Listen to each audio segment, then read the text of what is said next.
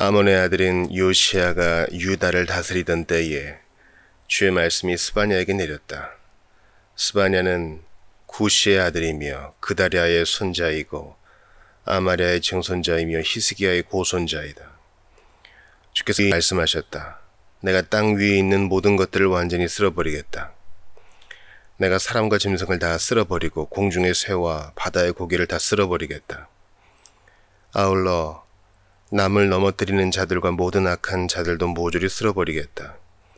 그날에 내가 땅 위에서 사람을 모두 없애버리겠다. 이것은 나 주의 말이다. 그날에 내가 손을 뻗쳐 유다 백성들과 예루살렘의 주민들을 쳐서 벌하고 그 땅에 남아있는 바알의 흔적들을 모조리 없애버리겠다. 또한 바알을 섬기는 모든 제사장들을 뿌리 뽑고 아울러 그들의 명칭인 그마림이란 이름도 다시는 불리지 않게 하겠다. 지붕 위로 올라가서 하늘의 해와 달과 별들에게 경배하는 자들, 주께 경배하고 주의 이름으로 맹세하면서도 또한 말감을 두고 맹세하는 자들, 주를 거역하고 주께 등을 돌린 채 주를 따르지 않는 자들, 주를 찾지도 않고 주의 뜻을 묻지도 않는 자들, 이 같은 자들을 내가 모조리 쓸어버리겠다. 아멘. 하나님의 말씀입니다. 하나님께 감사합니다.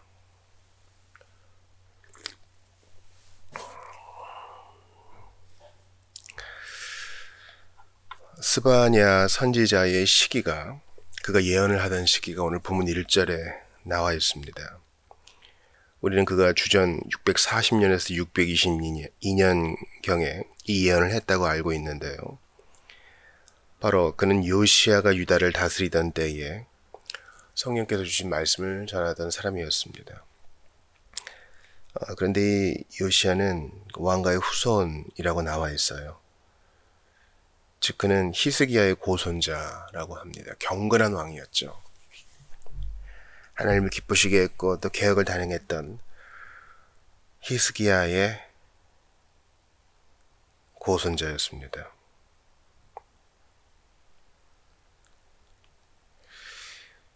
그런데 이런 히스기야가 전하는 메시지 이후에 유다 나라는 많이 타락했고 요시야가 개혁을 단행했지만은 그것도 그가 죽은 이후에는 별 소득을 얻지 못했습니다. 바로 그때 아직 요시야가 다스리고 있을 때 스바냐가 주의 말씀을 전하는 것입니다. 그런데 이 왕가의 후손인 스바냐가 전한 전반적인 메시지는 죄로 말미암아 철저한 멸망이 유다와 예루살렘에 신속하게 다가오고 있다는 사실을 알리는 것이었습니다. 우리가 1장을 전반적으로 다 보지 않고 6절까지만 봤는데도 그 느낌이 상당히 어둡죠. 어찌 이렇게 된 것입니까?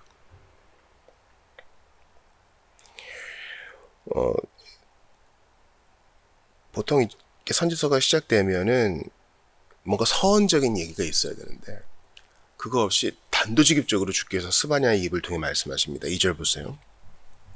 주께서 말씀하셨다. 내가 땅 위에 있는 모든 것들을 완전히 쓸어버리겠다. 완전히 쓸어버리겠다. 너무 충격적인 말씀이에요. 디크리에이션이죠. 역창조. 창조를 한 걸 다 갈아엎겠다는 뜻입니다. 당신께서 만드시고 보기 좋았다 했던 그 만물인데요. 완전히 쓸어버리겠다. 그러니까 주님께서 땅 위에 있는 것들을 상당히 지금 혐오하시는 거예요. 여러분 우리가요. 좋다 잘한다 이런 메시지만 들으면 좋을 것 같잖아요. 행복할 것 같잖아요. 아니에요. 우리의 현재 상태를 그대로 지적해주는 메시지가 좋은 겁니다. 과연 스바냐가 요시야가 개혁을 했을 때, 그러니까 개혁 전의 인물인가 개혁 후의 인물인가 그것을 이제 많이 따져보는데요. 그건 그렇게 중요하지 않아요. 왜냐면 요시야가 개혁을 했든 안 했든 성공했든 실패했든 요시야는 죽거든요. 그리고 요시야 죽고 나서 얼마 지나지 않아 1차 포로 귀환이지. 1차 포로가 잡혀가요. 그러니까 예루살렘 성전 아직 남아있지만은 이제 바벨론 포로로 3번에 걸쳐서 포로로 잡혀가거든요. 1차는 이제 귀족들이죠. 중심으로 다니엘 같은. 그러니까 상황이 그렇게 좋지 않아요. 그러면 이렇게 국제적으로 좀 아주 민감하고도 어렵고도 끼어있는 이때 선지자라 하면은 사람들을 격려하고 잘 될 겁니다 이렇게 해줘야 되는 거 아닌가? 그런 생각이 들 수 있는데 아니에요. 아니라고요. 영적으로 제대로 서야 도덕적으로 사회적으로도 올곧게 설 수 있는 것입니다. 현재의 상황을 아무것도 아니니까 잘 될 거야, 심각한데도 그렇게 얘기한다면 그것은 배임이죠. 그는 당장 수술해야 될 질병에 걸렸는데 빨간 약만 발라주고 집에 가면 다 나을 겁니다 하는 것과 무슨 차이가 있겠습니까? 그러니까 아프더라도 현실을 직시하게 해줘야 돼요. 하나님께서 우리에게 그렇게 하십니다. 사실 그것도 우리가 감당할 만큼만 하게 해주시는데요. 주님은 숨기지 않으십니다. 우리의 실상을 직면하게 하세요. 주께서 땅에 있는 모든 것들을 완전히 쓸어버리시겠다고 하면서 그 내용을 구체적으로 3절에서 푸십니다. 내가 사람과 짐승을 다 쓸어버리고 공중의 새와 바다의 고기를 다 쓸어버리겠다. 아울러 남을 넘어뜨리는 자들과 모든 악한 자들도 모조리 쓸어버리겠다. 그날에 내가 땅 위에서 사람을 모두 없애버리겠다. 이것은 나 주의 말이다. 1절에서 주께서 하시고자 하는 그 메시지가 2절에 보니까 더 분명하게 2절에서 하신 말씀이 3절에서 설명이 되고 있죠. 사실 노아 시대에 있었던 홍수 심판 때는 이 바다의 물고기는 해당되지 않았는데 주님께서 노아 때의 홍수보다 더 심각한 심판을 하셔요. 땅에 있는 것을 다 완전히 쓸어버리겠다 하시는데 공중의 새도 바다의 고기도 다 없애겠다고 하시거든요. 이거 왜 그런 거 아니? 사람 때문이에요. 3절을 쭉 들어보니까 이 사람 때문에 그렇구나. 피조물들이 신음하면서 하나님의 아들들이 나타나기를 원하는 것은 사람의 회심이, 즉 그들의 영적 변화가 그들에게 좋기 때문이에요. 이런 피조물들이요. 그러니까 자연 만물을 말하는 거예요. 자연 만물이라면 뭐 대기권을 비롯해서 생물들 전부를 다 포함합니다. 그들은요, 하나님의 아들들이, 자녀들이 나타나기를, 즉 그들이 자신의 죄를 인정하고 주 예수 그리스도를 의지하고 이걸 원해요. 그래야 피조 세계의 회복이 이루어지는 걸 알거든요. 근데 안 믿고 회개 안 하고 그러면 자연적으로 도덕적, 영적 타락이 벌어지고 사회적, 환경적 문제도 벌어지는 것을 그들도 알아요. 그러니까 주께서 왜 땅에 있는 모든 것들을 다 쓸어버리겠다 하시느냐? 사람이 영적으로 어두워서 범죄해서 하나님을 등져서 자기들의 창조주께 돌아오지 않았어. 그들의 구원자를 멸시해서. 근데 지금 요시야 때에 그 스바냐가 전하는 메시지는 바로 유대 나라 사람들한테 한 거거든요. 그럼 더 구체적으로는 뭐겠어요? 하나님의 백성이요, 선민이라고 하는 그들 때문에 지금 온 세상이 아주 초토화가 될 것이다 이렇게 얘기하는 거예요. 이거는 우리가 당장 적용을 해볼 문제예요. 만약에 우리 집에 내가 가장으로서 제대로 산다면 가족들도 좋은 영향을 받을 겁니다. 물론 그들은 각자 다 자기의 영적인 책임을 져야 하지만은 선한 영향이라는 게 있어요. 신자는 세상의 빛과 소금이라 그랬잖아요. 짠맛을 낸단 말이죠. 의인 10명이 있으면 그 도시가 멸망하지 않습니다. 소돔 말이에요. 피조물에 영향을 줘요. 우리가 하나님과 교제하고 영적으로 바로 서는 것은 아주 애국하는 일이요. 또한 우주적으로 엄청난 일이에요. 하나님께서 그걸 보시고 심판을 하실지 마실지 그걸 결정하신다니까요. 나 한 사람이 바로 서는 게 아주 개인적이고 사소하고 아무것도 아닌 일이라고 생각하지 마세요. 저는 종종 이것을 경험적으로 봅니다. 아주 방탕한 자녀가 있어요. 방탕한 자녀가 있다고요. 하나님도 그는 어떻게 못할 것 같아요. 당장 심판이 있어야만 될 것 같아요. 그런데 주께서 그를 불쌍히 여겨요. 아주 나쁜 짓을 해가지고 이제는 완전히 꼬꾸라질 것 같은데도 어떻게 숨은 붙어 있고 살아 있고 또 기회가 주어지고 그러다 나중에 회심해요. 알고 보니까 끝까지 경건함을 잃지 않고 기도하던 부모가 있었어요. 이것은 각자의 믿음이 필요 없다는 얘기가 전혀 아닙니다.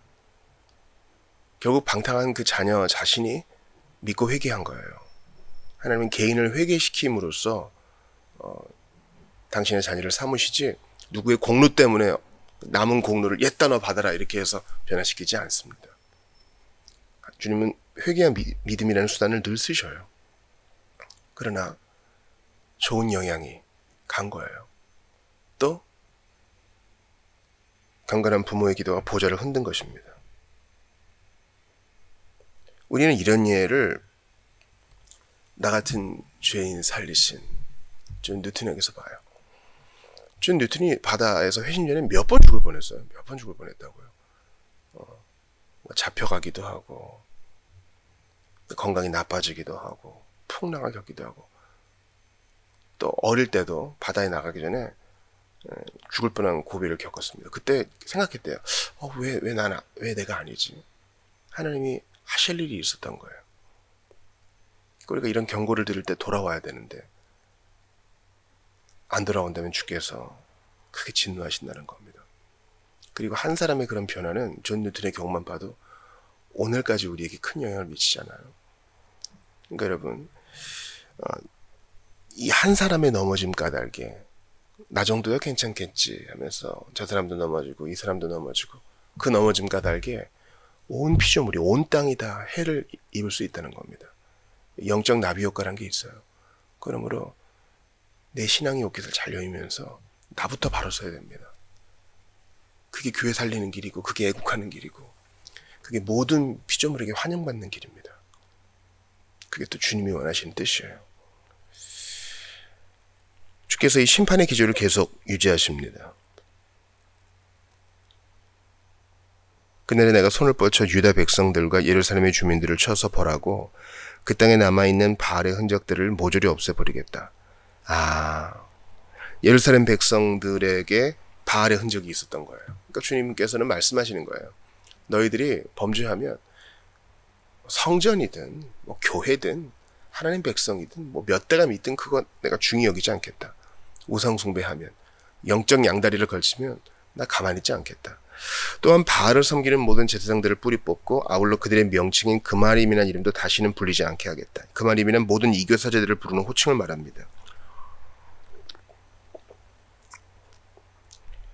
그러니까 오늘 보면은 주님께서 진노하시는 이유가 몇 가지로 나오는데 4, 5절에서는 배교, 5절에서는 불충, 6절에서는 배신, 6절에서는 실천적 무신론적 삶 이렇게 나와 있어요. 배교, 불충, 배신, 실천적 무신론적 삶은 딴 데서 찾을 게 아니라 신자들, 바로 교회의 정화를 요구하고 있는 것입니다. 다시 적용이 되는 거예요. 우리는 뭐 단독 건물도 없고 성도들도 많이 없고 그래서 별 영향력이 없고 이런 얘기 하지 마세요. 비가 새는 예배당이라도 신자 하나가 바로 서면요 하나님은 뜻을 돌이키세요. 그런 신자가 한둘 모여 10명이 모여서 기도하면 주님께서는 도시를 변화시키세요. 우린 사실 그 10명이 없는 거예요. 보세요. 바알의 흔적들. 그래서 그 바알을 섬기는 제사장들이 예루살렘에 있었던 거예요. 그마림이 있었던 것입니다.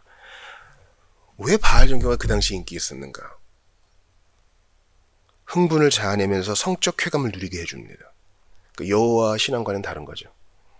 숭배자들에게 자극적 만족을 줍니다. 어느 때든지 종교적 흥분, 만족감 자체가 예배의 목적이 되면요. 또 진리를 도움이 되는 것 정도로 대체할 때 바알 신앙은, 바알 숭배는 다시 드러나는 것입니다. 근데 이거 우리에게도 신자들 안에도 그대로 적용이 돼요. 오늘 예배 어땠어? 우리가 이럴 때 사실 예배를 평가한다는 자체도 좀 그렇죠. 예배, 한국교회 예배가요. 지나치게 찬양 주님 때가 많아요. 그리고 그 찬양의 선곡도 담임 교육자가 컨펌 잘 안 하죠. 그냥 성도들이 좋아하는 거 해, 뭐 이런 거예요. 마지막 찬양은 뭐 고를 수 있겠어요. 근데 한국교회 찬양 지금 큰 위기입니다. 바알 신앙을 닮아갈 위기에 있어요. 시편 찬송, 찬송가 무시되고요. 근래 CCM 차트 1위 하는 거, 또 유튜브에 많이 돌아다니는 거, 그게 전부인 줄 알아요. 그 중에 분명히 좋은 게 있겠죠. 옥석을 가려야 되는데 너무 무죄예요. 아니, 목사님 그래도 주님 사랑해서 하는 건데 뭘 그런 걸 갖고 그러십니까? 아니요. 여러분, 지금으로부터 2600년 전에 스바냐 시대도 그랬다니까요. 그때 사람들도 명민했어요. 똑똑했다고요. 그런데도 그 짓을 한 거예요. 우리라고 다를 거 없어요. 나는 그래도 주님을 사랑하고 흔들리지 않아. 그러는데 감각이 주님보다 앞서가요. 뭔가 예배 때 감동이 있어야 돼. 웃든지 울든지 해야 돼. 좀 징숭생숭하게 끝나면 아유 뭐야 이거. 콘서트장이 더 나은 거죠. 여러분 콘서트장 가보셨어요? 거기는 흡사 예배 현장과 같아요. 뛰라 그러고 웃기도 하고 울기도 하고 거기 있는 사람과 통성명도 안 했지만 하나잖아요. 거기 봉사도 있더군요. 깔끔하게도 정리도 하고 먼저 가서 열심히 내는 분들은 관계자들한테 다 도시락도 돌리고 그날을 손꼽아 기다리고 또 투어하는 도시를 따라가기도 하고요. 자기의 돈과 시간을 써가면서 말이죠. 왜냐면 그게 더 감각적이고 자기를 만족시켜주는 거예요. 근데 다 끝나면 진짜가 남겠죠. 마찬가지입니다. 우리 오늘 예배 어땠어? 아 좋았어. 마지막 찬양 좋더라. 연주도 좋고 전공자인데 잘하는 것 같아. 목사님 오늘 전달 좋더라. 깔끔하고 그렇게 평가하면서 우리는 우리의 쾌감, 감각을 만족시키는 건 아닌지 돌아봐야 돼요. 진짜 예배가 이런 걸 다 포함할 수는 있어요. 그러나 밍숭밍숭한 예배일 수도 있어요. 왜냐하면 주께서 우리에게 질문을 던지실 때가 있거든요. 너희 자신을 돌아보라. 너희 손에 피가 묻어있는 한 난 너희 예배를 받을 수 없다. 그럴 때도 있어요. 맨날 좋으면 사실 예배가 도파민을 위한 게 아니잖아요. 맨날 좋기만 하면 우리 그 좋은 감정이 우리의 예배의 대상일 수도 있다는 거예요. 우리 하나님은 인격적인 분이세요. 우리가 위선을 떨면 주께서 얼굴을 가리우실 겁니다. 상당히 예배가 인본주의적이 되면서 나와주신 게 어딥니까? 이러면 안 된다는 거예요. 한국교회 그 문제예요. 진정한 예배자가 없으면 하늘을 지붕 삼아 땅을 강단 삼아 피조물들을 예배자 삼아 혼자서라도 목청껏 주님을 찬양하고 눈물로 기도할 수 있어야 될 텐데 요즘은 그런 일들이 너무 드뭅니다.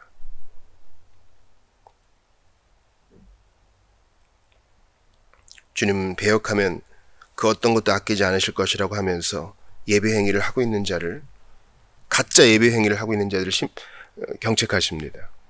5절 보세요. 지붕 위에 올라가서 하늘의 해와 달과 별들에게 경배하는 자들, 주께 경배하고 주의 이름으로 맹세하면서도 또한 말감을 두고 맹세하는 자들, 이 불충과 배신을 주님이 지적하십니다. 하늘의 해와 달과 별들, 그냥 피조물의 일부일 뿐인데 경배하고 거기 물어요. 별자리가 어떻게 됐어요? 알려주면서 내 장래를 좀 알아보고 싶어요. 맞아 그러면서. 근데 그 후반절이 참 놀랍죠. 주께 경배하면서도 주의 이름으로 맹세를 하면서도 또 말감. 이 말감이란 것은 이제 몰렉이나 또 밀곰, 몰록으로도 불리는 우상이죠. 양다리를 거치는 것입니다.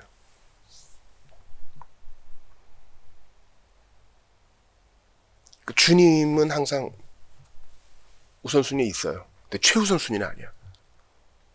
이것도 하고 저것도 하는 거예요. 로마 그리스 신화 보세요. 전쟁의 신, 뭐 술의 신, 음악의 신, 천둥의 신 다 있잖아요. 그렇게 우리도 많이 가지면 다다익선 아닌가? 투자를 할 때도 하나에 몰빵하지 말고 분산 투자하는 게 안전하지 않는가? 영적에도 그렇게, 영적인 일에도 그렇게 적용하는 거예요. 하나님이 그걸 제일 싫어하세요. 주일에 우리가 사사기 봤잖아요. 그들이 여호와를 적극적으로 버린 게 아니에요. 가나안 족속의 신도 받아들인 겁니다. 바알과 아세라를 받아들인 거예요. 우리도 마찬가지입니다. 현대인들은 어떤 도시에 사는 현대인들은 더욱 어떤 신상에게 절하거나 그러진 않죠. 그러나 우리 생활에 안정감을 주는 직장과 돈은요, 우리의 말감, 우리의 금알임, 우리의 바알이 될 수 있어요. 왜냐면 우리는 압도적인 시간을 직장에서 보내거든요. 그리고 압도적인 관심을 돈에 쏟습니다. 왜냐면 경제적인 안정이라는 것은요, 무시무시한 힘을 가지고 있어요. 무시무시한 힘을 가지고 있다고요. 그래도 돈이 있어야 된다는 것은 모두의 신앙 고백입니다. 나는 세상 무슨 일이 있어도 예수가 있어야 된다는 것은 신자들의 신앙 고백이고요. 그건 너네들 말일 뿐, 그래도 사람은 돈이 있어야 된다. 인생의 생사화복을 주님이 주관하시는데 돈이 필요하다 정도가 아니라 돈이 꼭 있어야 된다. 돈은 생명이다라고 사실은 우리의 눈빛과 행동으로 말하고 있는 거예요.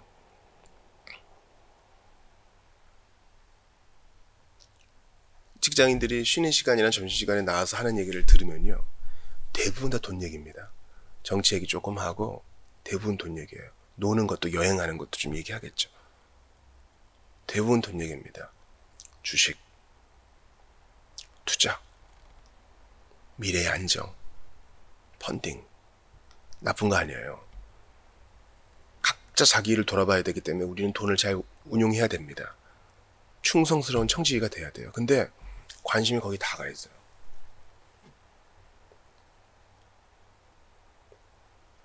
그렇게 우리가 근심한다고 돈의 총량이 더 많아지지 않고요, 더 잘 버는 것도 아니거든요. 계속 관심이 있어요. 그리고 사랑하고 나누어야 될 그 시간과 힘까지 다 쓰고 있지는 않나. 전 그게 우려가 돼요.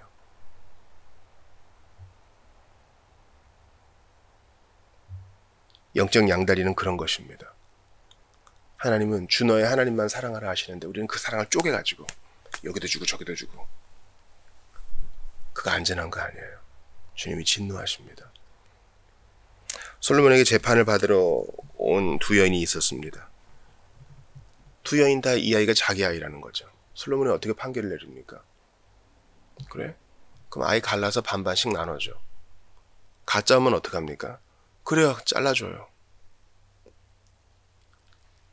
가짜 엄마는 반이라도 좋은 거예요. 우상들은요, 마귀는요, 반이라도 다워. 반이 뭐야? 3분의 1, 10분의 1도 좋아. 일단 주면 얼마나 좋아. 그러면 그만큼 여호와께 안 주게 되는 거니까.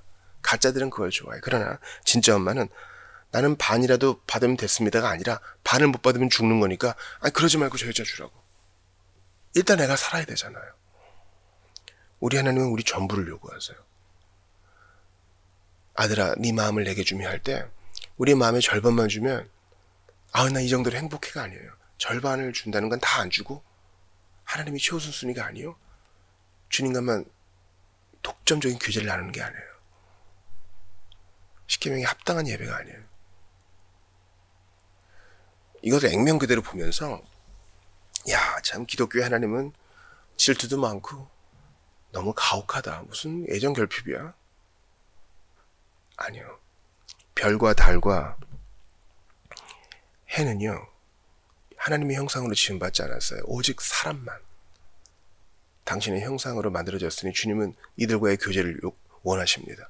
동시에 이 약속의 백성을 위해서만 주께서 유월절 어린 양의 피를 흘리셨고, 우리를 위해서만 주께서 십자가의 피를 흘리셨어요. 그래서 이들만, 교회만 주님의 관심이에요. 그런데 교회가 이 마음을 분산시켜가지고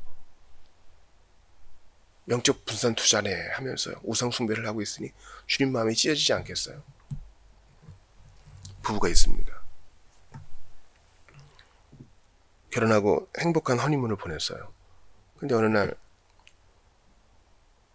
배우자가 상대방에게 얘기합니다. 긴 세월 살아갈 텐데 당신만을 사랑한다는 것은 이치에 맞지도 않고 저도 좀 약간 허기가 지네요. 당신에게는 제가 10분의 8, 4분의 1을 드리겠습니다. 나머지는 좀 제가 다른 사람도 만나면서 좀 그렇게 좀 짜릿하게 살아보고 싶어요. 그렇다고 결혼을 없애자는 말은 아닙니다. 이혼하자는 거 아니에요. 당신하고 살고 싶어요. 4분의 1을 드린다니까요. 이런 얘기를 하는 배우자가 있으면 어떡하겠어요? 귀싸대기를 올려쳐야죠. 미쳤냐 너? 당신 미쳤습니까? 이해가 되세요, 여러분? 사랑의 기본적 특징은 배타적인 거예요. 배타적인 게 나쁜 게 아닙니다. 관계성을 가진 두 사람은 배타적으로 사랑하는 거예요. 6절 보세요. 주를 거역하고 주께 등을 돌린 채 주를 따르지 않는 자들, 주를 찾지도 않고 주의 뜻을 묻지도 않는 자들, 이 같은 자들을 내가 모조리 쓸어버리겠다. 성전 예배가 계속되고 있었습니다. 근데 이들은 주님을 거역하고 예배 행위는 하지만 주님께 등을 돌리고 주님을 따르지도 않고 또 문제들이 있을 때 하나님께 찾지도 않고 물어보지도 않는, 결국 지 맘대로 다 결정해버리는, 또 엉뚱한 신에게 물어보는 이런 일을 벌입니다. 그러니 여러분, 요시아가 개혁을 하면 뭐예요? 마음의 변화가 없는데. 이게 우리의 난제예요. 사사기를 봐도 사실 사사기의 사이클이 난 다르지 않거든요.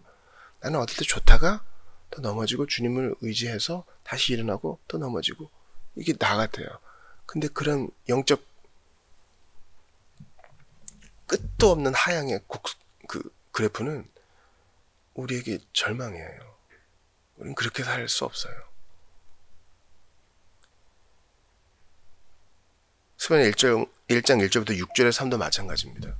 우리가 언제까지나 주님의 이런 찡그린 낯을 보며 살 수 없잖아요. 마음의 변화가 필요해요. 왜냐하면 악한 사람은 악을 행하게 되어 있기 때문입니다.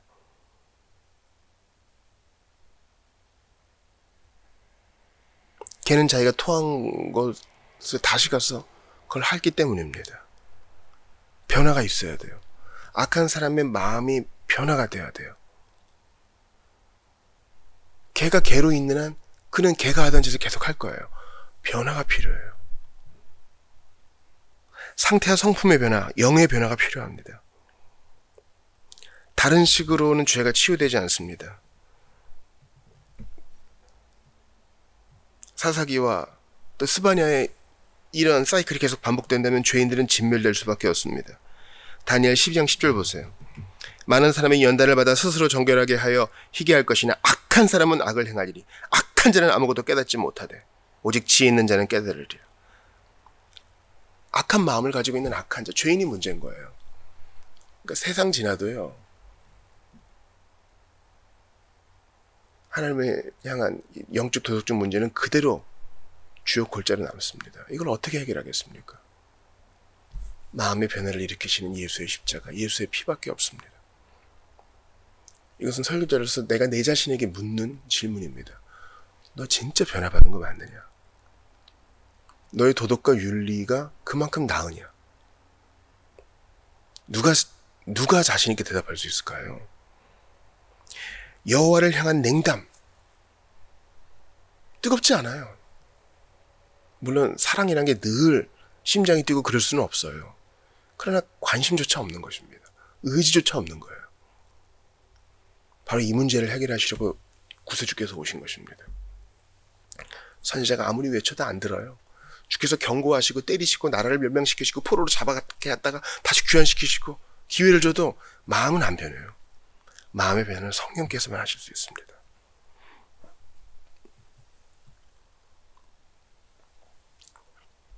그래도 신앙을 가졌다 하는 자들이 마음의 변화는 없이 예배 형식에만 참여하고 여전히 마음의 변화 없이 윤리 도덕적으로 또 신앙의 열매적으로 너무나 누추한 모습을 보일 때 우리는 우리의 마음을 봐야 됩니다. 성령님, 이 마음을 좀 바꿔주십시오. 성령께서만 마음을 바꾸실 수도 있어요. 사실은 이 말감을 섬기고 바알을 섬기고 그게 문제가 아니에요. 마음이 문제예요. 하나님을 향한 마음이 없어요. 우리 교회 중독의 문제를 가지신 분이 있어요. 특별히 술의 문제죠. 한 주간 잘 이기시기 바랍니다. 단 며칠이라도 이기시기 바랍니다. 이게 솔직한 우리 마음 아니에요. 근데 중독이 이것뿐만이 아니에요. 어떤 분은 의료 현장에서 쓰이던 약에 중독돼서 습관적으로 그 약을 찾으시는 분이 있어요. 음란물에 중독된 분도 있어요. 헤어나오질 못해요. 마음의 문제예요. 하나님을 향한 사랑이 없어요. 그 사랑을 진정으로 받았나 돌아보시고 이 마음을 정결케 해주시기를 성령께 간구해야 됩니다. 내가 직장에서 빛과 소금 역할을 하고 싶어. 안 돼. 똑같이 음란한 농담하고 가벼운 얘기나 하고 업무 시간에 쿠팡하고 퇴근 시간만 기다려. 뭔가 다른 게 없어. 마음의 문제예요. 옛날에 성미가 불쑥불쑥 올라오고 화를 내고 성마른 소리를 합니다. 마음의 문제예요. 주님께서 우리에게 말씀하십니다. 너의 영적 양다리를 모두 제거하라. 그리고 너의 하나님이 너에게 하신 일을 기억하라. 안 그러면 내가 징계의 막대기를 들 것이다.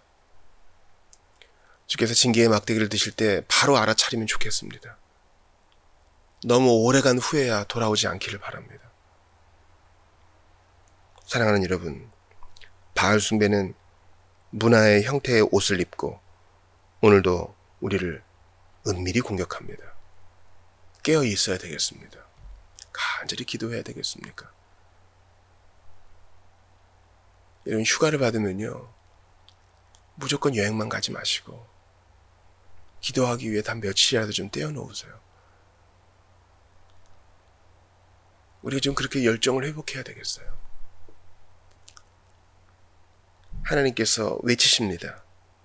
근데 우리 듣지를 않아요. 심판의 날이 준비되어 있는데 우리는 거기를 향해 질투하고 있는 우둔한 사람이 되어버렸습니다. 내가 그래요. 주님이 냉담한 마음. 정말 뜨거운 마음이 있으면요, 적극적으로 배교할 거예요. 그러지 않아요? 나는 그래도 바알이 진짜야. 근데 이 냉담한 마음은 그러지 않아요. 양다리를 걸쳐서 어딘가에라도 좀 안정감을 느끼고 싶거든요. 배가 고파서 이 사람 버린 쓰레기, 저 사람 버린 음식 쓰레기를 먹는 거린을 보십시오. 우리가 그런 꼴 아닙니까? 주께서 우리에게 깨끗하고 좋은 영양가 있는 밥상을 차려주시는데 우리 엉뚱한 데 가서 쓰레기를 주워 먹어요. 배우자가 다른 배우자와 명약한 것이 있기 때문에 집을 따뜻하게 하고 정결하게 하고 오기를 기다리고 있는데 우리는 끝나고 거기 바로 안 가고요. 여기 들렀다가 한 잔, 저기 들렀다가 또 시간을 나누고 고주망태가 돼서야 집에 갑니다. 집을 또 버리지는 않아요. 깔끔하게 이혼을 하는 것도 아니에요. 적당하게 발을 겹쳐 놓으면서 그런 삶 사는 사람 보셨어요? 얼마나 피곤한지 모릅니다. 얼마나 피곤한지 몰라요. 그러므로 여러분, 이제는 정신을 차릴 때가 되었습니다.